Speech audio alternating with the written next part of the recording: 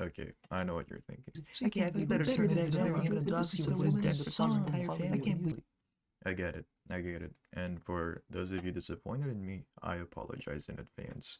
But if you didn't immediately click off after realizing that this isn't an April Fool's video from an anachronistic amnesiac, I do ask one thing of you. Please follow me throughout this journey with an open mind. By no means am I justifying the borderline psychotic hive mind mentality of the notorious cult by the name of Swifties. Objective quality and evaluation of Taylor Swift's actual music aside, I fully agree that the way the bad apples of the Taylor Swift fanbase harass others who have negative opinions on her work is absolutely unacceptable. But I also believe that overgeneralizing the cohort of her fanbase and calling her music mid without actually giving it a listen is reductive at best. I know it's a common meme where we like to clown on TikTok videos of like deranged Swifties and calling men who listen to Taylor Swift gay and everything. But after personally being part of this bandwagon myself quite a couple of times, I admit, I began to question if she really deserves all the hatred she was receiving from the media. Like, are her songs really that bad? Do we really hate Taylor Swift, or do we just hate her deranged fan base? In fact, as of recent, I've been speaking to quite a few people who openly talks about how they enjoy Taylor Swift's music, and to my surprise, too, they were pretty chill about it when I said, hey, I don't really fuck with their stuff. It's just not really my thing. And looking back at those interactions, I now realize how respectful those people were really being of my opinions, especially considering I could count on one hand the number of songs I've actually listened to at the time. An example of this that is personally relevant to me is Radiohead. Towards the end of 2023, I was hooked by the material of Radiohead's third album, OK Computer, and after going through their entire discography, I've discovered a whole new world of immaculate music that I now proudly call my music taste. And I wouldn't have tried any of these songs if it wasn't for me committing to the discography dive, even after trying some of my least favorite projects by the band. Now, does this mean while listening to Taylor Swift, I now have a newfound appreciation for her music? Are her more obscure tracks better or completely different from her most popular hits? Have I completely lost my straight male license? Well, you're just gonna have to strap in and watch until the end of the video for my final thoughts. Or you can skip to the end, but just don't do that. If you're here, great. Here's how we're gonna do this. It's my first time ever trying this video format, so sorry in advance if it gets a little scuffed down the road. I'm going to go through all 10 of Taylor Swift's studio albums released as of January of 2024. This includes only the albums that are shown on screen right now. I'm not going to listen to her EPs, live albums, or the Taylor's version albums, because after a quick research, I've heard that the materials on Taylor's versions are similarly in quality at best, worse than the original at worst. And I know fans make a pretty big fuss about supporting the artist by listening to the Taylor's versions and whatnot, but when it comes to objective evaluation of music, I feel like a re-recording after nearly 2 decades of hindsight can tamper with the original sentiment of the era of its production, so I'm just gonna choose not to listen to those. So I'm sorry for not supporting an independent artist with 100 million listeners on Spotify. Well, that sounds overly cynical, but you know what I mean. I'm going to go through each of these albums in the order of my least favorites to my favorites in a classic Anthony Fantano worst to best style. I'm then going to briefly talk about some things I liked about each record, some things I didn't really like about the record, and some of my favorites and least favorite tracks from the album. Final few disclaimers before we get into the actual video. I feel the need to state that I'm not a music critic by any means. The things I say are completely my opinion, and unlike my opinions on, let's say, Radiohead albums, which are mixes of my personal preferences and the consensus of the band's fan base, I have no biases towards any of these albums, as I've never really interacted with the Taylor Swift fan base. I don't know which of these albums people generally consider her stronger projects and which of these people consider her, well, less impressive ones. This means that my first listen rankings can lead to outlandish results compared to a standard Taylor Swift tier list, so sorry but not sorry. I am for the most part oblivious to the context or personal meanings behind most of these albums, as I don't really know anything about Taylor Swift as a person, or an artist really. I'm just going off of how songs sound to my ears, and that's it. No pity points because, ooh, she was going through a hard time while writing this album. Like, none of that. Well, okay, I lied. To have the full immersive album experience, I did quick researches of a song that grabbed my attention, which did result in some personal life biases impeding impartial evaluation, but I promise it's not that deep. It's like a handful of songs from like the 100+ songs I've listened to, so yeah, I'm sorry about that. And with that long intro out of the way, It's the biggest piece of dog shit. Fearless is Taylor Swift's second studio album released in 2008, and it is absolute dog shit. I like to think of it as like the opposite of a slow burner album. Like it starts off with the solid first few tracks and slowly gets more and more uninteresting until by the end of the album, you realize that you've wasted 64 minutes of your life. While production and performance wise, there are definitely improvements to be seen from her debut record self-titled, it just doesn't really try to take any risks and stays huddled up in Taylor Swift's comfort zone, creating like an extremely dull experience throughout. Now, this doesn't mean all tracks on the album were just horrible, of course. I thought Love Story was a nice song that reminded me of all the good things I've enjoyed about her debut record, and the electric guitar riff towards the end almost reminds me of like an Avril Lavigne song. You Belong With Me was a song that I recognize, and I thought the song was alright too, but there was nothing really that stood out to me as delicate, interesting storytelling through lyrics or interesting production directions that makes any of the songs like quite enjoyable. Hey Steven is a song that sounds sweet at first, but later almost turns creepy and obsessive. You're Not Sorry is just a snooze fest that doesn't fit in its placement of the album. The Way I Loved You is a song that I didn't really fully understand and still don't looking back. And 15 is just a generic boring country song without any exciting or heart-wrenching instrumentals.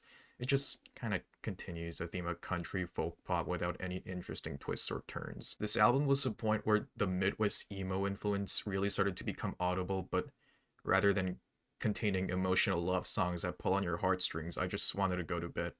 So I did, immediately afterwards. What a great album to put you to sleep. Oh, brother, this guy stinks! I really dislike this record for like a different reason than Fearless. If the problem with Fearless is it being formulaic, generic, and not adding anything onto its previous record, Red just feels like it lacks direction as to what kind of sound Taylor Swift wants to go for. It's especially disappointing to put it so low because of how much I genuinely enjoyed the first few tracks, unlike Fearless. I thought State of Grace was a really exciting opener and a twist from her past three records of folk pop, having exciting drumming and bass lines that almost exudes arena rock energy, as if I'm straight up listening to a rock band with a female lead vocalist rather than a Taylor Swift song. And the songwriting was more mature than her previous materials too, which really got my hopes up. The next track, Red, also continues this theme of trying to go with the more pop rocky direction. While you can still hear the banjo, the drums make the song sound a lot poppier, and I thought describing different stages of having a heartbreak through different colors was really creative and nice. The production on these songs were also really clean and rich. Things started falling apart though from the fourth track, I Knew You Were Trouble, where she blatantly fuses pop sounds with folk elements until towards the second half of the song it just suddenly starts blurring EDM beats as if you're in 2012. Oh wait, like it sounds okay, but slightly out of place, if that makes any sense. And things start going from bad to worse as All Too Well just doesn't flow well from the previous track nor into the next one, with 22, another track trying hard to be hip with the EDM again. And Starlight also randomly tries EDM. Like, stop fucking with EDM, Taylor. Songs Holy Ground and The Last Time experiment a bit more with the more electric pop rock sound, but both just fall flat on its face as if you're listening to a boring Coldplay song. There's even an Ed Sheeran feature, which now that I think of it, her earlier works sound a lot like similar to Ed Sheeran.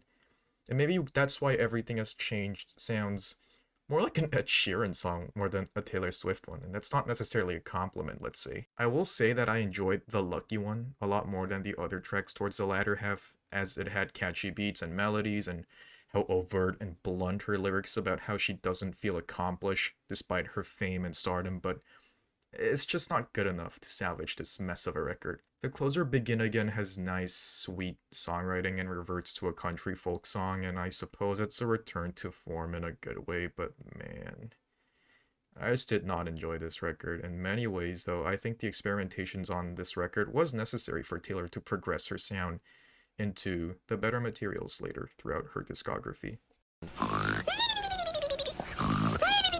Taylor Swift is the debut record of pop singer-songwriter Taylor Swift, released in 2006. Understandably, I was a little baffled by this record. I knew Taylor Swift from her pop hit singles, and with no context of her discography whatsoever, just hearing folk pop and country songs was something I didn't expect going into this project. First observations I made note of regarding the earlier works on her discography were made while listening to this record, and what I mostly gathered was that she follows a very strict songwriting formula, which for me took away a lot from the experience from enjoying her music as much as maybe other people did. Tim McGraw is a really generic folk song with decent vocal performance, I guess, but I just wasn't ready for a Picture to Burn to start with an audio recording of Taylor going, "Oh no, my lover's cheating on me," only for that song to just throw me into a Midwest emo song. Like, what? The song for me was the earliest example of a case study of Taylor Swift going, "I don't care about my ex-boyfriend, so I'm gonna write a song about it." And there are some hilarious lyrics too, like, "You're a redneck heartbreak who's really bad at lying." I feel like overall the vocal performance and production feels a bit scuffed, but I tried not to duck points for that since this was her debut album anyway, so there was also that. Most of the songs on the record were written to immortalize a then lover of Swift, which results in the songs just sounding either overly sentimental and unlistenable or genuinely sweet and euphonious. There's not really a middle ground. Tracks like Teardrops on My Guitar, A Place in the World, or Tied Together with a Smile seems to be deeply personal and meaningful, and the lyrics, like, that's good and all, but the lyrics almost come off as cheesy and corny due to how unapologetically raw they sound. And to be completely honest, country is just not my thing. Let's just say the instruments throughout this record was just not that interesting. The record did, however, start picking up the pace with Stay Beautiful, which was a surprisingly mature song about longing for someone, but still accepting the fact that they may be gone.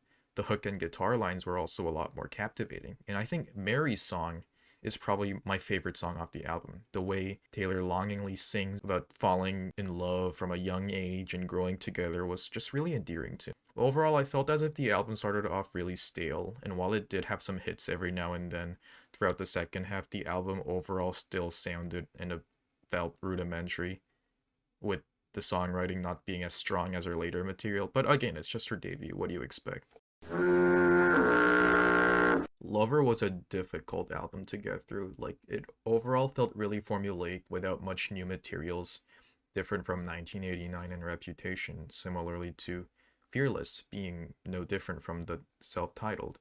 But if I had to pick the biggest sin Lover commits, it's that it tries to be too many things at once, mostly lyrically. You start seeing more absurd all over the place pieces of songwriting, like in the opener, I Forgot That You Existed, which overall sounds more upbeat and funkier than Reputation until you hear the line, "In my feelings more than Drake, so yeah." Like, what happened? The song also feels as if it's teasing like a chorus to come, but it never ends up coming, so you're just kind of left disappointed at the end. The Man was definitely the weirdest track for me. Like, conceptually, the track is benign. It's about Taylor imagining being a man, with the chorus being, "I'd be that man." And while it's rich coming from a straight male person, but I really feel like the lyrics haven't aged that well despite it only being 5 years old. Lines like, "What's it like to brag about raking in dollars and getting bitches and models, and it's all good if you're bad?" Like, I can see how some women can go like, "Hell yeah, you go, queen, slay," but I feel like it serves as a hyperbolic commentary on the gender issue, but I'm gonna shut the fuck up before I start saying things I am not an expert in. I am on thin ice and I'm not comfortable. Death by a Thousand Cuts was a chaotic, obnoxious sounding song about how saying goodbyes is, you guessed it, like a death by a thousand cuts.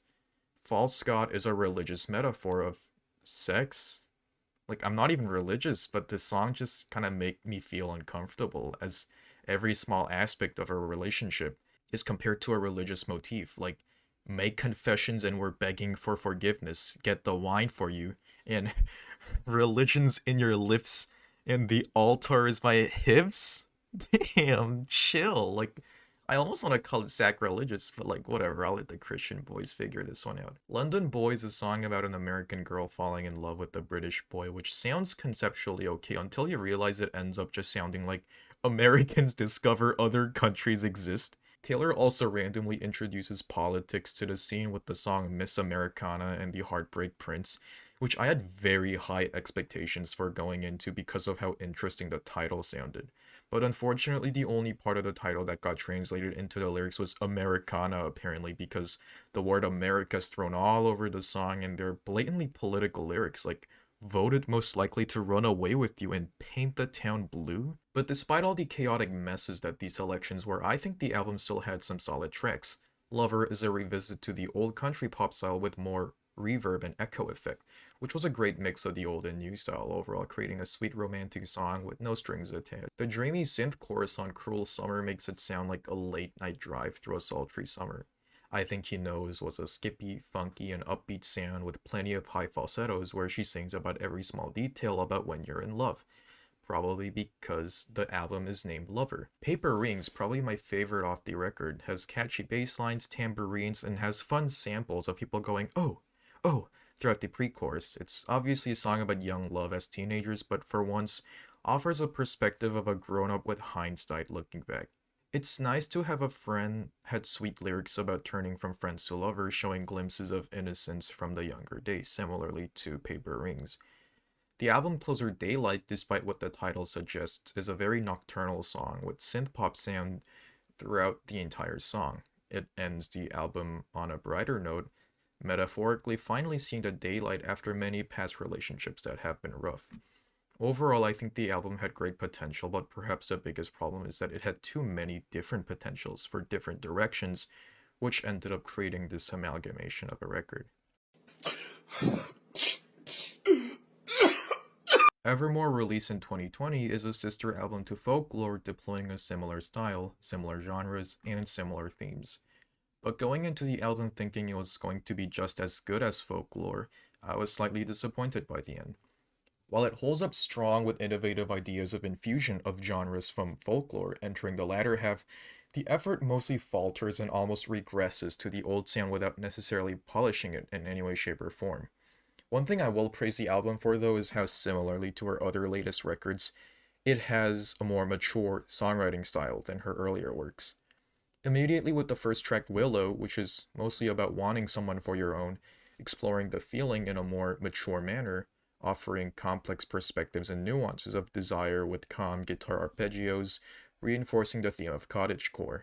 Champagne Problem is easily one of the strongest songs of the album, which almost feels like poetry to me. The first verse and chorus introduces you to a situation where a man expected to be the narrator's fiance is turned down for a marriage proposal, and stanza by stanza you get to see more and more of the world Taylor Swift is painting, creating a visceral image. It's crushing, seeing how the man's family and friends were also excited for him to be engaged, only to be let down by the narrator who seems to be in a mentally unstable state. It's absolutely gorgeous songwriting. Gold Rush is a chamber pop song that compares a desirable, attractive person to a gold rush, where everyone's competing to date the good-looking guy and how she disapproves of this kind of behavior. It Is the Damn Season is about going back to your hometown and rediscovering a childhood crush with a more mature form of admiration, which almost makes you feel like you're invading someone's life, their most private memories, which is, thanks to the cooperation of Taylor Swift's great storytelling and the distorted country sound, almost like an emo sound she embraced really early on throughout her career, albeit a blurry, less recognizable version, kind of like looking back at those times nostalgically with hindsight.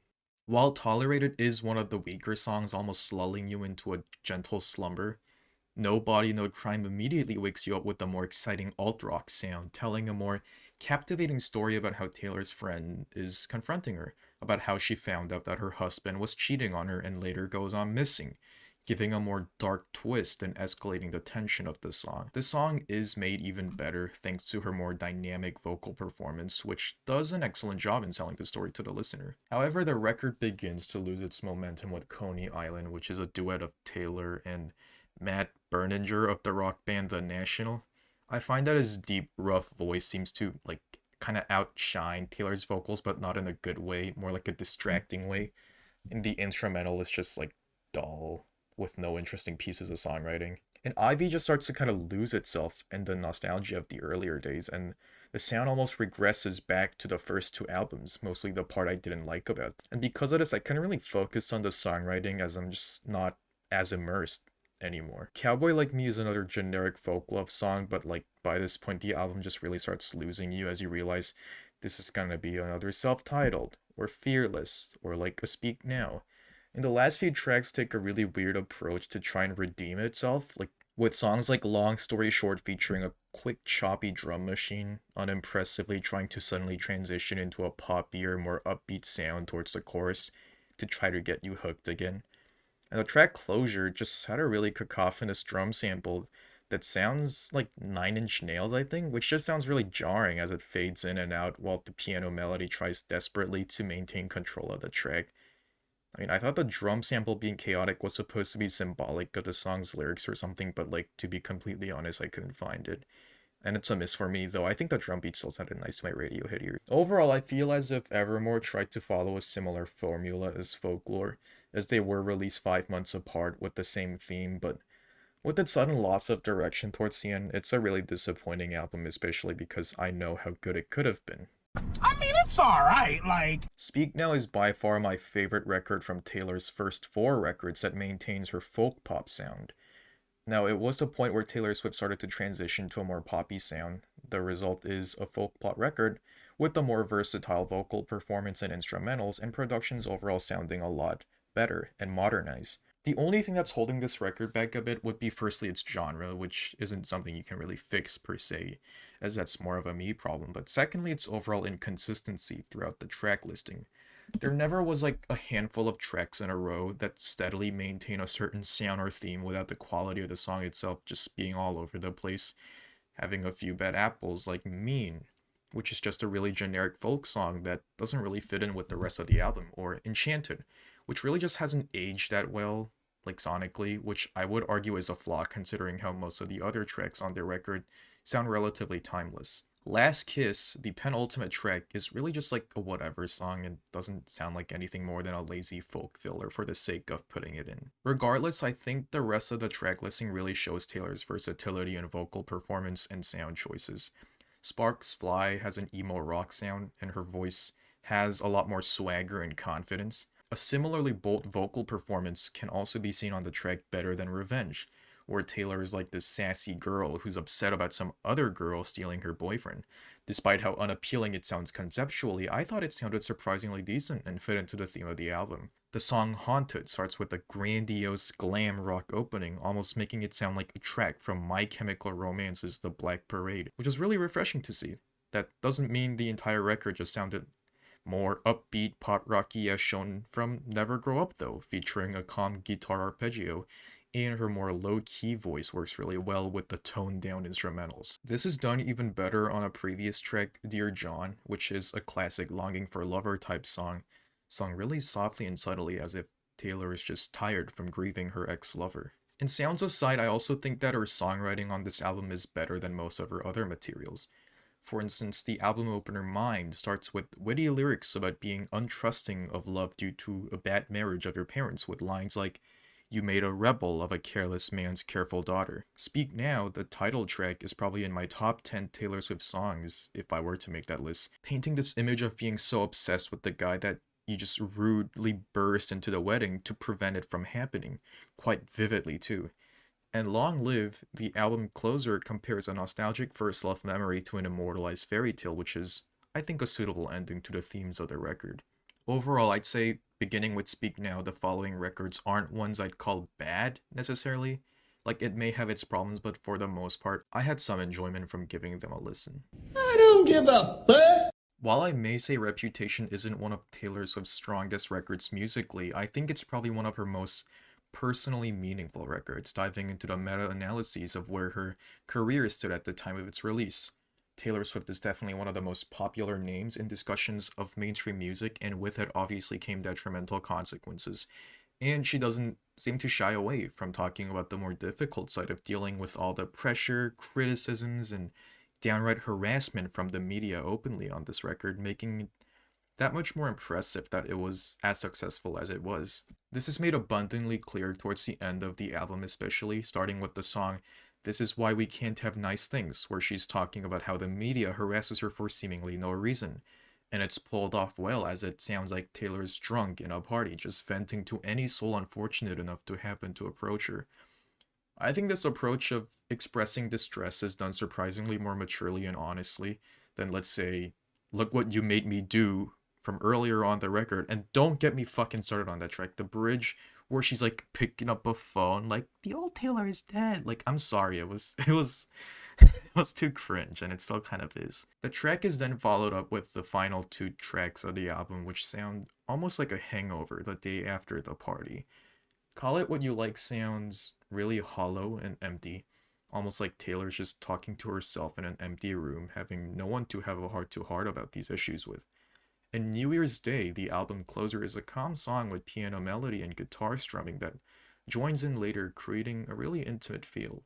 The track almost feels like a reflection of her career thus far and an introspection of where she's currently at. Artist intentions aside, if 1989, the record prior to this one, wasn't a complete reconstruction of Taylor's sound from folk pop to a more mainstream pop, Reputation like almost aggressively screams at your face about how much of a sound overhaul it's trying to be, and rightfully so. I think this was a step in the right direction in terms of production, as the synth pop elements experimented with on 1989 sounds a lot more fleshed out on this record, and sounds a lot more complete. I Did Something Bad, the first track of the record, features heavy synths and beats accompanying the rebellious and cynical songwriting, giving the song a darker sound than her previous works.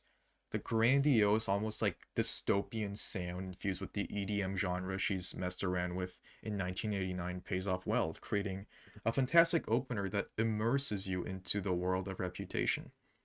This theme of a more futuristic sound continues on songs like Delicate, being tonally calmer but maintaining the similar synth pop structure, and introduction of new elements like echoey vocals and switching back and forth with electric-y, like robotic voice.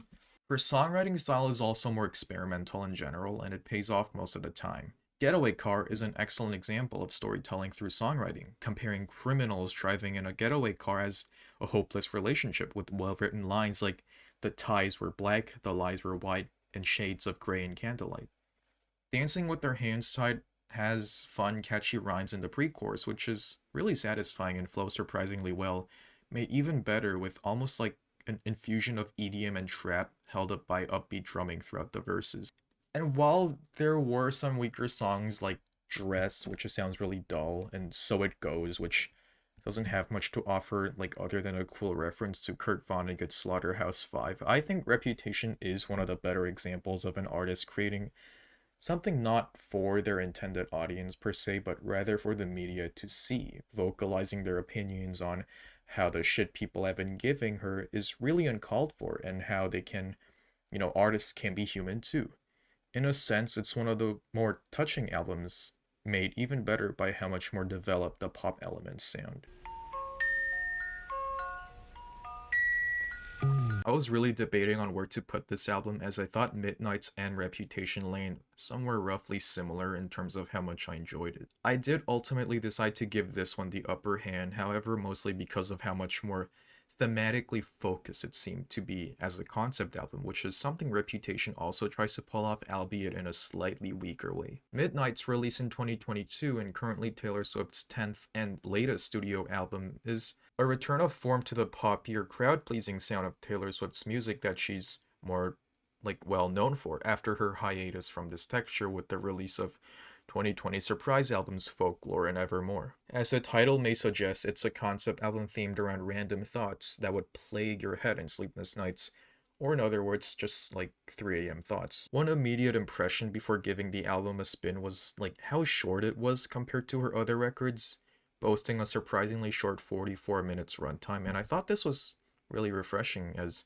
I thought her earlier records were almost unnecessarily longer than they needed to be. The album opens with Lavender Haze, which includes heavy bass synths heard from the Reputation era, but after having more sound textures and genres under her belt after her excursion with Folklore and Evermore, there is also an evident influence from dream pop, combined with the really pleasing layered falsetto chorus. It's really a very full, rich sounding song with fun singing, making it, in my opinion, one of Taylor Swift's best album opener. Also, the title's a reference to Purple Haze by Jimi Hendrix, but we don't need to talk about that. The thematic nocturnal sound of Sleepless Night is made even clearer with the next track, Maroon, making heavy use of synth with more atmospheric elements tampered with on her previous albums. Now I will say Antihero, probably the biggest hit from the album, is in my opinion the weakest of the bunch, as it just kind of sounds like venting with generic synthy beats. While I don't think it's a bad song in itself, it's just too brutally honest and personal, making me feel almost uncomfortable with the lyrics.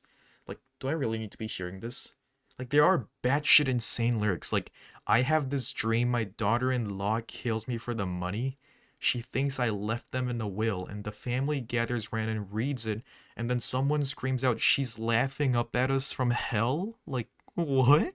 Luckily, the album does quickly regain its composure with Snow on the Beach, which, as the title suggests, has a very snowy, almost like Christmassy texture to it, while still having a lonely feel to it, mostly because of how distant the instruments sound and how echoey her voice is. The lyrics capture the confusing feeling of just pure bliss and euphoria you can arbitrarily experience while trying to sleep at night, and you're at peace for once, or at least that's how I choose to interpret this song. You're on Your Own Kid is a more polished sounding track, but it has this weird static background noise throughout, and it explores nostalgia in a different, more personal and almost negligent way than Folklore. You're on Your Own Kid has a more linear song structure that picks up the pace as it progresses, sounding more and more optimistic and cheery until it abruptly ends, reinforcing the theme of how fleeting drowning in nostalgia can be, like waking up from a happy dream. Question further explores the theme of remembering scenarios while trying to sleep, asking questions after questions, creating hypotheticals of what this could have been happening, whatever, regarding a relationship you still have regrets about. Just imagining, but knowing it's too late. And I really think her songwriting shines with this song, especially as it's coming from a more genuine place from her heart, more so than, I guess, a creative process. Sweet Nothing is a perfect description of what the song sounds like, as it sounds sweet and endearing, yet somehow empty. Lyrically, it's about how despite how superficial and shallow a relationship was, how she fantasized about it being something way grander than its face value. The record ends with a strong note on Mastermind, which is kind of like a pat to herself, I guess. It features quick, blocky arpeggios of synth rhythm in the background, and maybe I'm giving more credit than it deserves, but I personally like to interpret the constant dynamic up and down of synth rhythms as the REM stage of sleep, getting ready to wake up, to greet a new day, or I don't know, maybe I'm overcompensating. But overcompensating or not, I liked how much this album made me think and realize how these relatively ineffable concepts and ideas can be masterfully expressed in an artistic form, and I definitely need to give credit where it's due.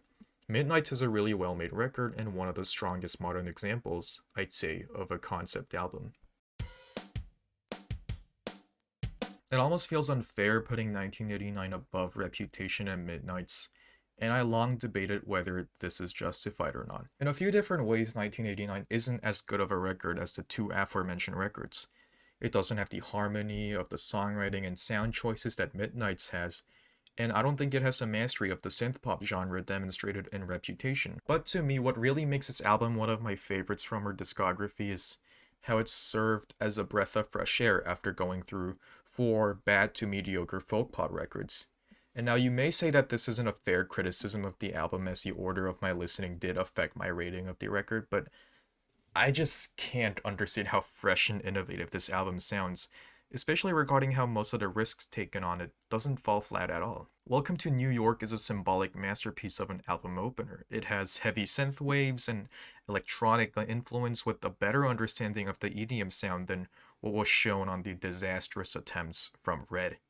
It also has a more rich, almost like expensive studio production quality, really marking the departure from a relatively independent folk pop artist to a mainstream pop supervillain. Wrong word choice, wrong word choice. And even the lyrics further accompany the sentiment, which is about moving from a suburban town to a big city, New York, just like how 1989 is about moving from folky sound to mainstream pop. Now would you look at that? The second song is Blank Fucking Space. Now, like, this is obviously not, like, one of my favorite Taylor Swift songs, but I think it's nonetheless interesting how compared to an innocent, hard-eyed girl in love with the boy, she kind of sang as, she seems a lot more cynical towards love on this track, which was expected in a sense, but still refreshing. Her vocal performance is more captivating than anything she's done on her previous albums, and the instrumentals are an appropriate mix of dance pop and electronic synth waves. And yes, there is like the all guys are the same narrative, but at the same time, it just feels like the other side of the spectrum from her dreamy, lovey-dovey songs from the earlier materials, just obsessing over guys, which oddly enough, I do almost prefer this kind of all guys are the same sassy narrative. Out of the Woods is probably one of my favorite tracks from the record, having interesting sample loops and a more distorted sound to it. It's a relatively repetitive and experimental song while still featuring the chronological verse by verse storytelling style seen in the first two albums, about withstanding the tougher parts of a relationship and sticking through it together with your lover. I think whenever Taylor tries to be experimental with a track without it just being blatantly directionless, some bangers can be made, like this one, and another example is I Wish You Would, which is just 3.5 minutes of pure experimental electronica. One thing I noticed about the songs on 1989 is that while the choruses are equally repetitive as it ever was, the songs themselves don't feel as long and drawn out, mostly because they aren't, and the songs overall make conscious efforts to draw you in, and I think that's great. Of course, one of 1989's biggest appeal is that it features Taylor Swift's biggest hit singles, Shake It Off, which is actually the first ever Taylor Swift song I've heard of in my life, and it has a now iconic, very catchy dance beat drum with fun horn sections throughout the chorus. I like how its carefree sounding production is supported by the equally carefree lyrics. And while it is, in my opinion, patient zero of Taylor Swift's like sassy girl talking style bridge, I think even that makes the song so much more charming just to help you take your mind off things and start jamming to it without much thoughts. Bad Blood is a song I like because it was in that one Apple commercial where Drake was singing it at the gym. But after all that crazy dance pop parade, we also get a much needed break with songs like Wildest Dreams, which is a return to form with its sweet longing for a lover kind of lyrics, but reinforced with the electronic style that is still infused well with her traditional songwriting style. Add the vocal effects that give it an almost dreamy sound, and you have yourself one of my favorite songs from her entire discography. This Love has a really watery texture to it, with dreamlike productions that make you feel like you're like reminiscing about the best parts you've had of a past relationship. And as much as I praised her experimental style earlier on the record, the song structure of the song still doesn't really deviate from the old formula, proving that there's nothing really inherently wrong about following a songwriting formula. If it works, don't fix it. The record wraps up with Clean, which really sounds like the musical equivalent of wrapping things up, almost like a lullaby. The song is subtly telling you that it's time to go to bed, with the contrasting xylophone and glockenspiel sound throughout the chorus and its muted bass lines. And I could talk more and on about what I liked about 1989, but I know that this video has probably gotten long enough already, and I want to save time to talk about my favorite Taylor Swift record of all time, which is... I don't even know how to start talking about this record. Like, to briefly put into perspective how much I enjoyed this, I don't like this album as a good Taylor Swift record. I like this album, like, just as an album. I think out of all 10 of her records, this one's the only one I'd voluntarily revisit for personal entertainment. Folklore, Taylor Swift's 8th studio album released in 2020 as a surprise release during the pandemic era, embraces a more folky sound from the beginning of her career, but with infusions of elements of indie pop, dream pop, and even alternative rock. While it is her most low-key record, almost like a moon-shaped pool of the Radiohead discography, fucking stop referencing radio. It feels like the most emotionally potent of her discography, and the most powerful too. Compared to her past 3 albums and her entire career beforehand, I suppose. It's a lot more laser focused onto a singular theme of healthily coping with past relationships and problems, while appreciating the goods that came from your memories. And just to prove how much of an all hits no miss this album is, I'm going to go through every single track on the track listing. The opener, titled The One, immediately shows you what the rest of the record is going to be like. It has a relatively toned down instrumental, and paired with the album cover, it makes you feel like you're out in the woods somewhere, free from all things human and nothing complicated. It has an electronic yet acoustic sound to it, capturing both the calm, peaceful theme of living with nature of folk pop, with the soothing sound of electronic music that cannot really be created without artificial means. The next song, Cardigan, reveals even more of what the album can achieve with an almost jazzy sound to it. It has a toned down alternative indie rock style to it, and her soft vocal performance works really well with it. The closest comparison I can make is like a slight resemblance to an alternative rock band, like The Neighborhood. Feelings of nostalgia have been explored multiple times throughout Taylor Swift's discography, but by far I think this album pulls it off the best. While I was taking notes to write the script for this video while listening to the songs, this track was the first time the production and the arrangement were just like so good, and I just wanted to take my mind off what she's singing about and just vibe to the songs. The Last Great American Dynasty has a more upbeat sound to it than the first two tracks. The lyrics are creatively written from a perspective of a marriage in the roaring 20s, and how the townspeople would judge this girl for being a mad woman, with the bridge and outro having a plot twist of the mad woman of the town actually being herself, looking back at the older days after all this time, which I think is just really creative and captivating method of songwriting that I really like about Taylor Swift of this era. The song Exile starts with soft, gentle piano melodies and verses sung by Justin Vernon of Bon Iver, and his deep, husky voice pairs really well with Taylor's subtle yet delicate vocal performances. They sing the story about two ex-lovers seeing each other again, and the duet towards the outro is just extremely emotional and heart-wrenching. And the best part about this album is just how incredibly consistent it is, with not a single miss. My Tears Ricochet is about missing a lover that didn't treat her right, and the abrupt transition from the chamber pop of the bridge to the electroacoustic outro is hauntingly beautiful. Mirror Ball continues to carry on the electroacoustic sound with reverbs and echoey vocal harmonies decorating the entire song. And 7 was a track where I realized, like, oh shit, she's getting serious with the songwriting. The lyrics of 7 are written about childhood innocence, and about how Taylor's childhood friend seemed to look unhappy back at home, and how she prompted them to just come over and live together as pirates, as what the lyrics say. It's a really cleverly written song that leaves you a heavy emotional impact, leaving you to wonder, like, what those unhappy kids you thought were weird at the time are doing today. It's just still good, for lack of better words. August delves further into the dream pop elements of the album, which is developed further on This Is Me Trying, which is about accepting that Taylor has many flaws regarding relationships, but like what the title says, this is her trying. I like how this album pairs it with an appropriately mature instrumental rather than going for her typical teenage girl playing the banjo folk song or just straight up synth-heavy EDM that pulls you out of the immersion. The production is pristine and seems to understand the story that Taylor is trying to tell. Illicit Affairs is a song about cheating on your partner, but rather than just going, oh look, I'm cheating and this is bad, the lyrics are a lot more nuanced. Lines like a dwindling mercurial high, a drug that only worked the first few hundred times. While this track may not be the strongest in the album, it makes me appreciate her growth as an artist, as it really shows that she's come a long way from a songwriter she was early on, which by no means was horrible in my opinion.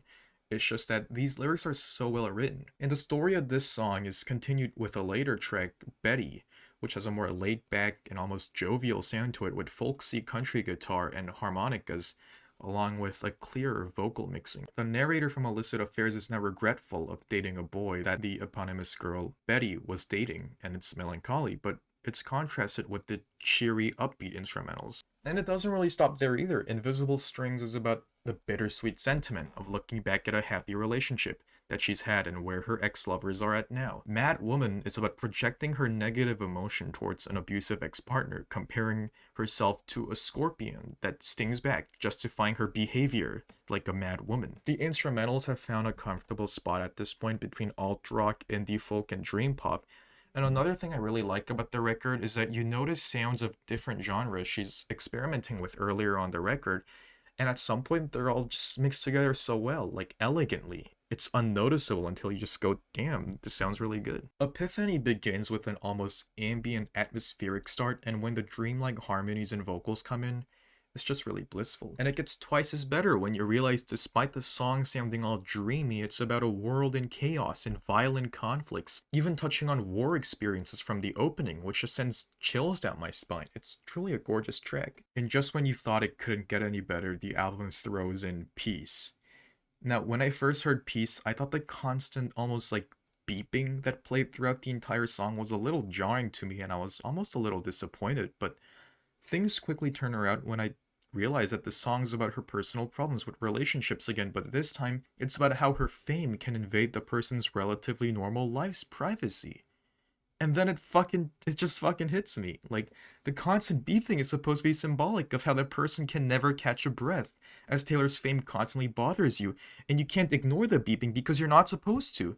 And this is made abundantly clear when looking at the lyrics with lines like, "Would it be enough if I could never give you peace?" Like, holy shit. And after the hour-long ride of emotions I've never felt before from a Taylor Swift album, or more accurately, would never have thought to feel from a Taylor Swift album, Folklore comes to an end with Hoax, a calm piano ballad. The song's chorus having an overlay of a lower register and a falsetto variation of her voice gives a contrast of knowing better than to stay in an unhealthy relationship, yet still having the hopeless romantic left in you, unable to let go of the past, ending the album on quite a sad note. I'm so glad an album like Folklore exists, because, like what I've said for the last, I'm guessing, like 5-ish minutes, it's not just a great Taylor Swift album, I just think it's a great album. I was initially worried that all the time I invested into this project would be for nothing, and I'd reach a lukewarm conclusion where I just cynically say, yeah guys, I tried all of her songs and it's not really my thing, but some of them were alright I guess. But no, like, Folklore proved me wrong. I genuinely enjoyed every second of this album, and I can see this thing being in my music rotation. Folklore is easily Taylor Swift's magnum opus, and nothing comes even remotely close, quite frankly. If you gain anything out of all the rantings I've done thus far, I genuinely recommend that you try the album for yourself. It's like a little treat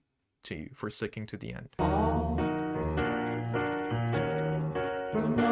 I don't like writing conclusions, mostly because it feels like I'm pressured to write a meaningful summary of everything I've done thus far, and if I can't prove why spending 2 weeks of my life making this stupid video was an appropriate conclusion, I may as well have just wasted 2 weeks of my life writing a 21-page script.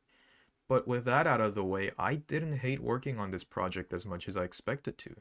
Sure, the note-taking process and the script writing was quite the arduous task compared to my other videos, but even as I'm writing and reading this conclusion, the excitement I have for what this will turn out to be is really worth the trouble.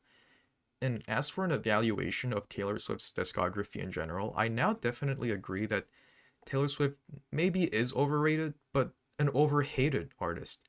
While there is a huge chunk of her discography that just consists of what people would consider to be earworm pop formulas and rich, successful white women complaining like a little girl, I think those criticisms, if you could even call it that, are really diminutive. I was able to have an interesting experience listening to something way out of my comfort zone in terms of my music taste, and even after hearing albums like Folklore, I still think Taylor Swift is generally just not my thing. But that's okay, because while I may not have acquired a newfound taste in a more overlooked genre of music, I was able to have a newfound appreciation for Taylor Swift as an artist and pop as a genre in general. I think it's really sad how people are missing out on some genuinely good shit just because they're just too busy jumping onto the trend of hating of the white girl and her fan base. I think if we just swallow our pride of what we think is bad for once and try new things with an open mind, our lives maybe could just be a little bit better. I thought Taylor Swift songs were not